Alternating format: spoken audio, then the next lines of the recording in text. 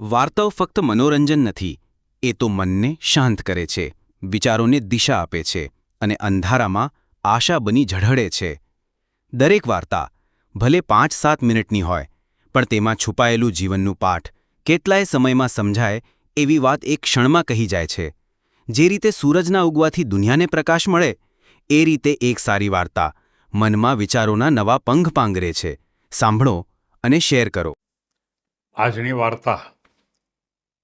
આપણા કામ કરવાની કોઈ ના પાડે તો તેનો આભાર માનજો.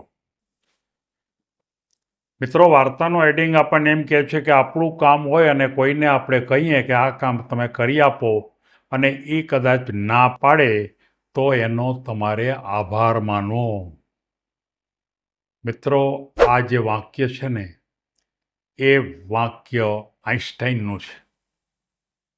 આઈન્સ્ટાઈન હંમેશા આ વાક્યનો ઉપયોગ કરતા અને એમ કહેતા કે તમારા કામ માટે ના પાડે તો તમે એનો આભાર માનજો.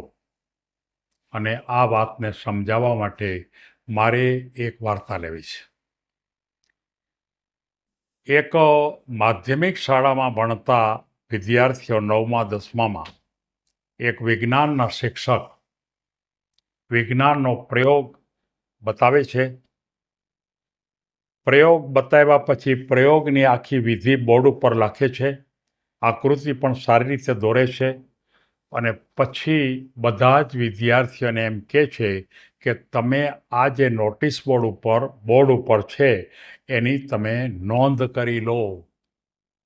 વ્યવસ્થિત રીતે ક્વેશ્ચન બોર્ડ ઉપર લખેલો હતો અને એ વ્યવસ્થિત રીતે બધાએ લખવાની શરૂઆત કરી અને સાથોસાથ એમાં આકૃતિ પણ વ્યવસ્થિત દોરેલી હતી. બધાએ પોતપોતાની રીતે પ્રયત્ન કરતા હતા. એક છોકરો એવો હતો કે જેણે લખવાની શરૂઆત કરી, બધું લખી નાખ્યું, પણ એ આકૃતિ દોરી શકતો નહોતો. એટલે વિચાર કરતો હતો કે અમારે આકૃતિ દોરતા મને આવડતું નથી. એણે બાજુવાળાને કીધું કે તું મને દોરી દે ને. બીજાને કીધું, ત્રીજાને કીધું, પણ બધાએ એમ કીધું ભાઈ અમારી પાસે તો અમે દોરી લીધી અને કાં કોઈકે એમ કીધું મેં એક જણાને દોરી દીધી છે એટલે હવે હું નહીં દોરી દઉં. હવે એમ ગમગીન ચહેરે બેઠો હતો કે આ બરોબર એના વિજ્ઞાનના શિક્ષક ફરતા એની પાસે આવે છે અને એને એમ કહે છે કે કેમ બેટા તું લખતો નથી? તો કે મેં લખી નાખ્યું બધું, પણ આકૃતિ મને દોરતા આવડતી નથી અને મારી છે ને ચિત્રકામ બહુ નબળું છે એટલે હું આકૃતિ દોરી શકતો નથી.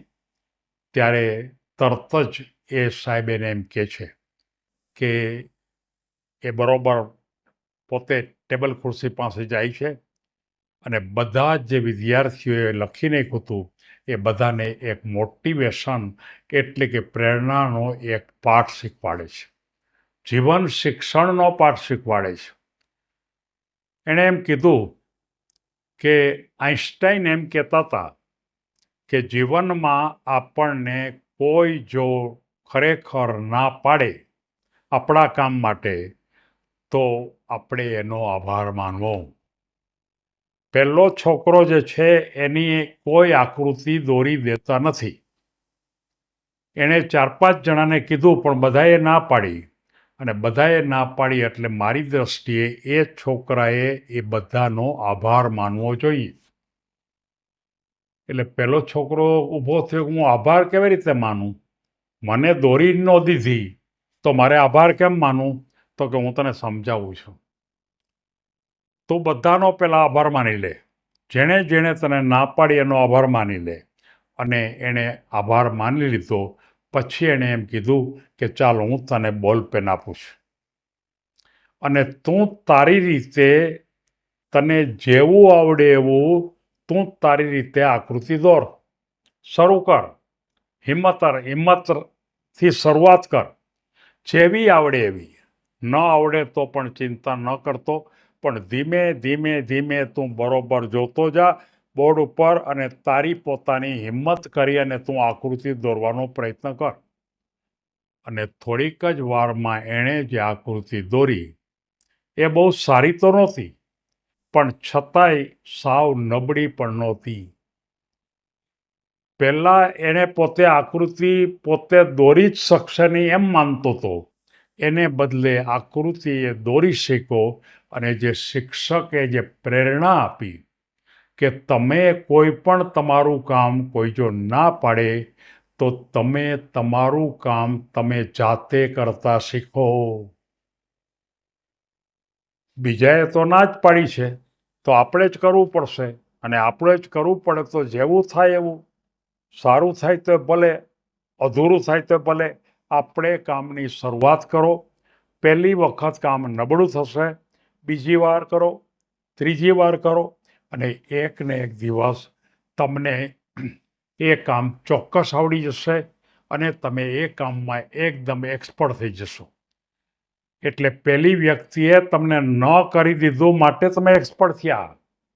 જો એણે કરી દીધું હોત તો તમે એક્સપર્ટ થઈ ન શક્યા હોત. એટલે આભાર માનવાની વાત છે. અને એ ભૂમિકા ઉપર શિક્ષકે જીવન શિક્ષણ ઉપર, આમ તો વિજ્ઞાનના શિક્ષક હતા, પણ એને જીવન શિક્ષણ ઉપર પણ એક મહત્વનો પાઠ સમજાવ્યો. સૌ કોઈ માતા પોતાના સંતાનોને જો આ પ્રકારે કોઈ પણ કામ એ કરી શકતા ન હોય તો બીજા કોઈ ન કરી દેવાને બદલે એને કરવા માટેની પ્રેરણા આપો.